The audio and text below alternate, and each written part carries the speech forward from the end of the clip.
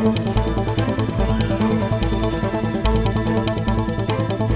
السلام علیکم ناظرین، EN نیوز کی جانب سے گلطاثر آپ کی خدمت میں حاضر ہے۔ آج ہمارے بہت پیارے بھائی ہیں، ہم ان کا انٹرویو لینے کے لیے آئے ہیں۔ وہ مہنگائی کے بارے میں تھوڑی سی بات کریں گے، تو وہ آپ کو بتائیں گے کہ مہنگائی کے اس مشکل دور میں وہ کس طرح اپنا گزارا کر رہے ہیں۔ ٹھیک ہے، آئیں ہم آپ سے بات کرتے ہیں۔ السلام علیکم۔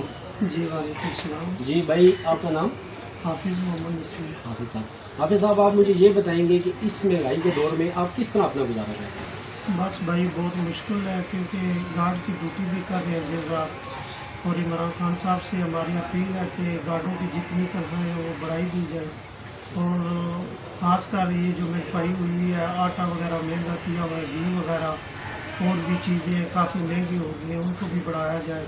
اور جو تنخواہ کا اعلان کیا تھا انہوں نے کہ اتنی سیلری ہونی چاہیے، وہ ہمیں نہیں مل رہی ہے، کیونکہ ہمیں 14-15 ہزار سیلری دے رہے ہیں، اسی میں بھی ہم کھانا پینا اپنا کھاتے ہیں، اور کرائے کے مکان لیے ہوئے ہیں، کرایہ بھی 7,000-6,000 اتنا دینا پڑتا ہے۔ حافظ صاحب، آپ شادی شدہ ہیں؟ جی الحمدللہ شادی شدہ۔ تو آپ کس طرح اپنا گھر کا کس طرح نظام چلا رہے ہیں؟ آپ یہ بتا رہے ہیں کہ مکان بھی آپ کا کرائے پہ ہے، یہاں کی آپ کی 15,000 سیلری ہے؟ جی 15,000 سیلری میں آپ اپنا نظام کس طرح، اتنے مشکلات میں آپ کس طرح گزارا کر رہے ہیں؟ بھائی بات یہ ہے کہ بہت مشکل سے ٹائم گزارا ہو رہا ہے، کیونکہ آپ دیکھ لیں روٹی بھی ان لوگوں نے مہنگی کر دی ہے، سالن وغیرہ پہلے سستا تھا، ابھی وہ بھی کافی انہوں نے ریٹ بڑھا دیے، کیونکہ جو پلیٹ ہمیں 50-60 روپے کی ملتی تھی وہ ابھی 100-120 میں مل رہی ہے۔ جی اچھا، تو یہ کافی مقامات پہ میں نے یہ بتایا کہ لوگ یہ لنگر شنگر کا انتظام بھی کرتے ہیں، تو کیا آپ ادھر جا کے ادھر سے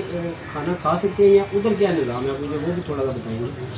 لنگر تو یہاں پہ بھی شروع ہے، لیکن جب ڈیوٹی کا وقت ہوتا ہے تو آپ کو پتہ ہے کہ جو اونر ہوتا ہے وہ جانے نہیں دیتا ہے، کہتا ہے کہ اگر آپ ادھر چلے جائیں گے تو پیچھے ڈیوٹی کون کرے گا، تو لہٰذا ہمیں رکنا پڑتا ہے۔